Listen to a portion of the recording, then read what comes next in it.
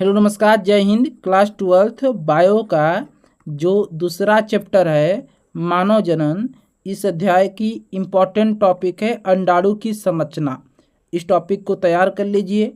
छोटा सा टॉपिक है लेकिन यहाँ से एग्जाम में प्रश्न पूछे जाते हैं।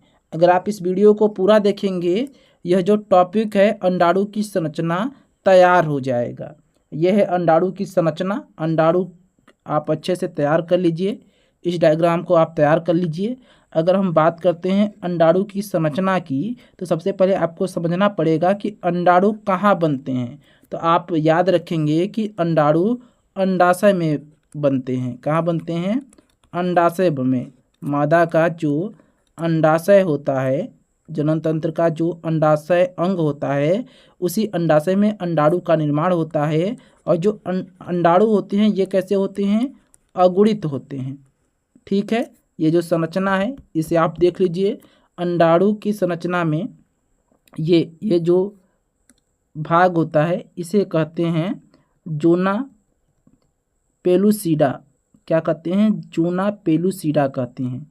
ये जो संरचना है इसे कहते हैं कोरोना रेडिएटा। ये जो संरचना आपको देख पा रहे हैं, इस संरचना को क्या कहते हैं? Corona radiata. यानी कि अंडाणु का जो पहली परत होती है इसे कहते हैं कोरोना रेडिएटा। उसके नीचे की परत को कहते हैं जोना पेलुसिडा। और ये होता है नाभिक यानी कि केंद्रक। और ये क्या होता है? कोशिका द्रव्य। ठीक है, तो आप अच्छे से तैयार कर लेंगे। ये आपका जोना पेलुसिडा हो गया। जोना पेलुसिडा के बाहर होती है कोरोना रेडिएटा। ठीक है, और बीच में क्या होता है? बीच में होता है यहाँ पर होता है केंद्रक। और ये एक केंद्रक, और ये जो हिस्सा हो गया ये हो गया कोशिका द्रव्य, ये वाला हिस्सा। अब बात कर लेते हैं अंडाणु की संरचना में जो भाग पाए जाते हैं। सबसे पहले आप समझ लीजिए कि अंडाणु के मध्य में एक केंद्रक होता है। अंडाणु के मध्य में क्या होता है? एक केंद्रक होता है।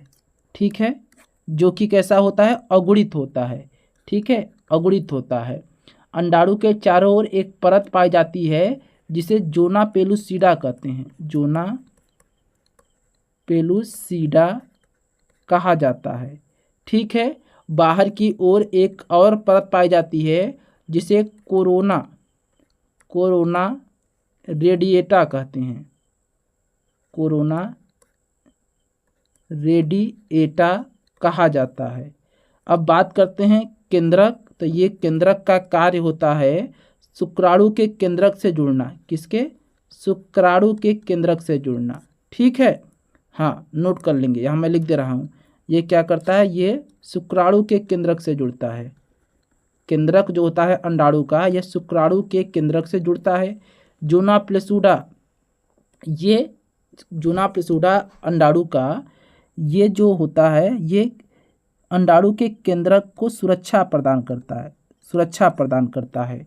कोरोना रेडिएटा ये अंडाणु को सुरक्षा प्रदान करता है। किसको? अंडाणु को सुरक्षित रखता है। ठीक है, और जो ये कोशिका द्रव्य होता है ये